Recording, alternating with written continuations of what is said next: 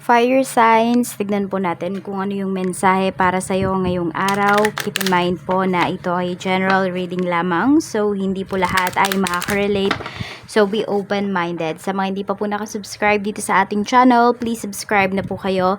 And palike na din po ng ating video. At sa mga nais naman po mag-avail ng ating private readings, ng ating Evil Eye Amulet, at ng ating Tiaras Bracelet, makikita nyo po yung link sa description box. Tarot Intentions by Aliana Reyes. Okay, so tignan po natin kung ano yung mensahe na mapipick up natin ngayon para sa'yo. Okay, so we have play. Ayan po. So, nag-e-enjoy ba kayo? Or do you have time to play pa ba? Fire signs? Or pwedeng paaga kayong papasok sa trabaho, tas uuwi na kayo na late. Pwedeng hindi nyo na nakakausap, hindi nyo na nakakabanding yung inyong mga anak. Ayan. So, yung iba, no choice kasi, 'di ba, kailangan maghanap buhay. So, siguro kung ano ninyo, ano yan, day off ninyo, rest day ninyo, o kaya naman tuwing Sunday, ayan, kung wala kayong pasok, o wala kayong trabaho, spend time with your loved ones. Or kung hindi man, kasi yung iba sa inyo, pwedeng malayo talaga kayo sa inyong family. So, have some extra adventure talaga, no? Ibang mga pagkakaabalahan ba bukod sa trabaho, sa bahay. So, labas-labas din daw kayo pag may time. Sabi dito, self-care includes having fun.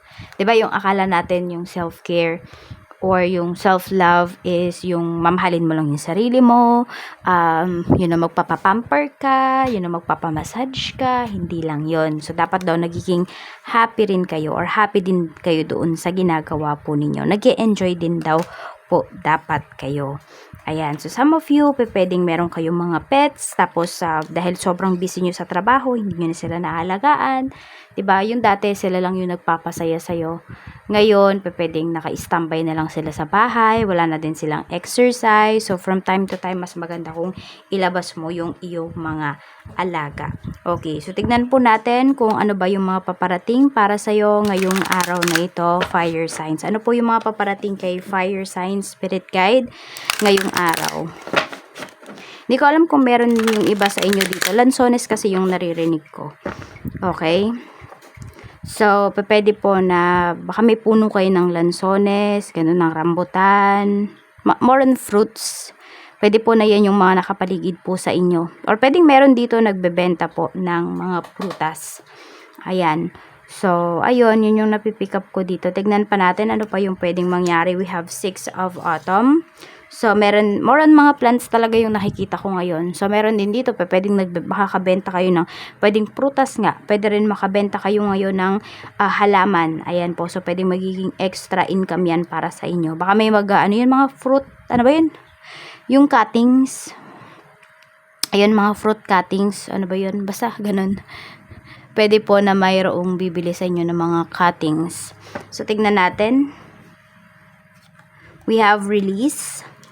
Okay. So, pwede nga meron na kayo dito. Yung iba sa inyo, pwedeng nagbe-breed kayo ng ibon, ng aso, ng pusa. So, pwede po na for release na yung inyong mga breeds. Yung mga breed po niyo. We have King of Winter. Okay. So, pwede rin na may marireceive yung iba sa inyo dito na envelope. Ayan. So, pwedeng, hindi ko alam kung ano yan about yan sa kuryente, ganyan. So, ayan po. Or kung meron kayong mga hinihintay na mga documents, pwede po ninyong makuha na yan ngayong araw na ito. So, pwedeng ipapadala po sa inyo. Baka may kumuha ng birth certificate. Tignan natin, ano pa yung mensahe. So, diba?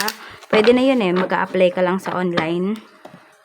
Check natin, ano po yung mensahe, spirit guide. Pagdating sa family, we have the Chariot and we have the High Priestess. Okay, so may mga isi-celebrate po kayo dito pagdating sa inyong family. Ayan. Fire signs, pwedeng may may nakapasa sa exam, board exam, bar exam, kung ano man yung klaseng exam. Pwede rin na high honor sa school. So, sobrang proud po ninyo ng family mo. Ayan po, pwede rin, baka may naka-perfect sa exam or sa quiz ngayong araw.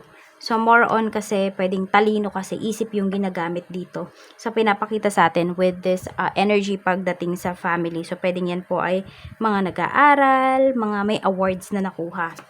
We have naman the Empress pagdating sa friends. Okay, so pwede fire signs. Meron kang buntis na kaibigan dito. We have Justice. Okay, meron din ako nakikita dito about sa sustento yung pinag-uusapan.